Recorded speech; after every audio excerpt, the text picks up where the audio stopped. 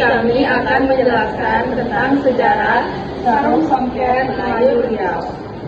Jadi, sarung songket Melayu ini adalah kain tradisional yang biasanya dipakai dalam upacara adat atau acara penting oleh masyarakat Melayu. Nah, terutamanya di Indonesia dan di Malaysia. Jadi kain songket ini dibuat dari bahan sutra atau katun yang dihiasi dengan benang emas atau perak yang menciptakan motif-motif indah di permukaannya. Jadi proses pembuatannya ini sangat rumit karena setiap motif harus ditenun secara manual dengan hati-hati sehingga membutuhkan waktu lama dan keterampilan yang khusus.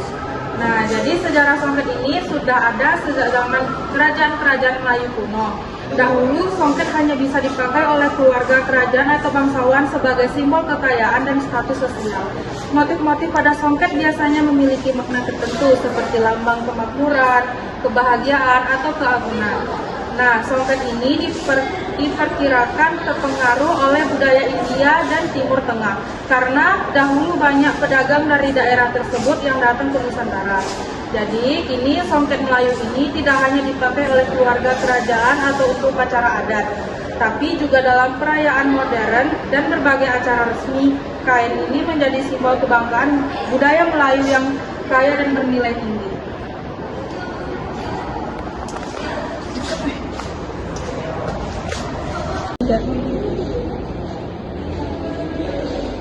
Nah, biasanya sarung songket ini dia tuh berbentuk persegi panjang dan berwarna dasar merah, serta bermotif puncak rebung dan bunga tabur.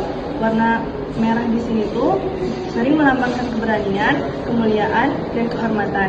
Makanya songket merah biasanya digunakan untuk acara-acara resmi atau upacara adat yang sakral. Kalau motif puncak rebungnya, dia tuh punya makna filosofi mendalam dalam budaya Melayu. Seringkali melambangkan pertumbuhan, semangat, dan kekuatan untuk berkembang meskipun banyak tantangan. Sedangkan motif bunga tabur menambahkan kesan elegan dan penuh berkah. Motif bunga tabur biasanya menyebar di seluruh permukaan kain dan melambangkan kelimpahan rezeki serta keindahan hidup. Jadi, secara keseluruhan, songket dengan kombinasi ini bisa dilihat sebagai doa dan harapan agar pemakainya selalu berani, kuat, berkembang, dan diberkahi dalam hidupnya.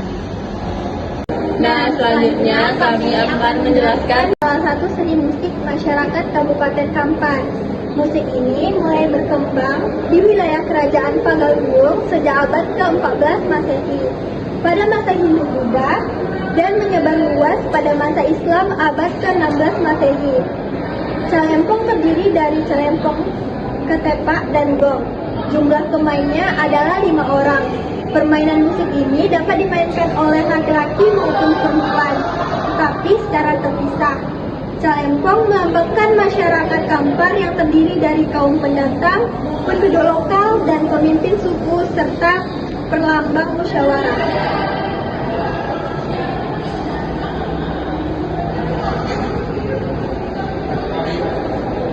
Nah, selanjutnya sejarah Celempong.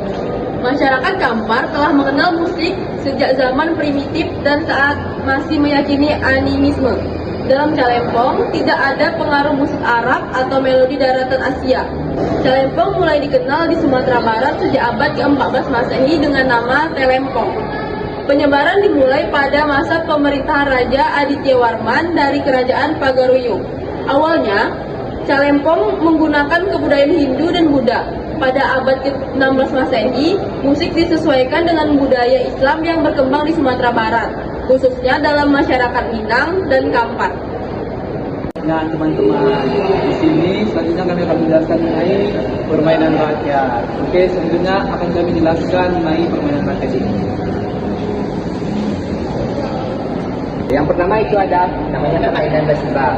Besimbang adalah suatu permainan yang terdapat di sedanan Pulau Riau.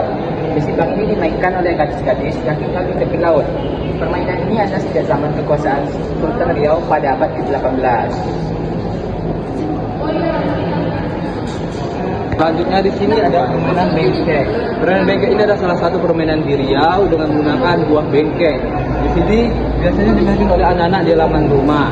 Jadi ada 2 cara permainan buah bengkek, yaitu dengan cara dibuka dan juga dipangkas.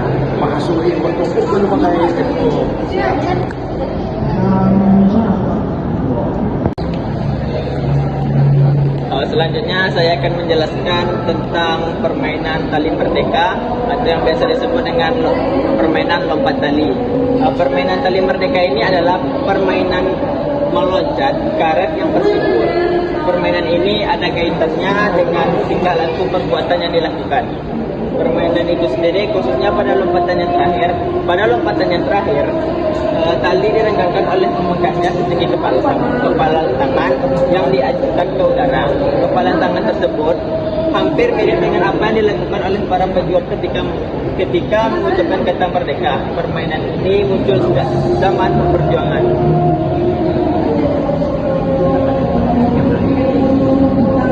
Kejadian terakhir kami akan membahas tentang Tepak Sirih Cembul Manggis. Jadi asal-usul Tepak Sirih Cembul Manggis itu mulai dikenal sejak masa kerajaan-kerajaan Melayu seperti Kerajaan Sriwijaya dan Kesultanan Melayu lainnya. Kebiasaan makan sirih telah ada sejak lama di masyarakat Nusantara sebagai simbol kehormatan, keramahan, dan penghormatan terhadap tamu. Nah, jadi makna simbolisnya adalah dalam budaya Melayu, Tepak Sirih bukan hanya sekadar tempat menyimpan sirih, tetapi juga simbol persatuan, keterbukaan, dan penghormatan. Simbol adalah wadah kecil dalam tepak sirih yang digunakan untuk menyimpan bahan-bahan pelengkap sirih. Bentuknya yang bulat seperti manggis melambangkan persatuan dan kesejahteraan. Penggunaan dalam acara adat, Tepak Sirih Cembul Manggis sering disajikan saat menyambut tamu kehormatan, acara pernikahan, atau upacara adat sebagai simbol kesopanan dan penghormatan. Dengan menyuguhkan Tepak Sirih, tuan rumah menunjukkan keramahannya dan harapan akan hubungan yang baik. Nah, sekian penjelasan dari kami mengenai penjelasan sejarah-sejarah dari Museum Salah Utama. Kami akhiri.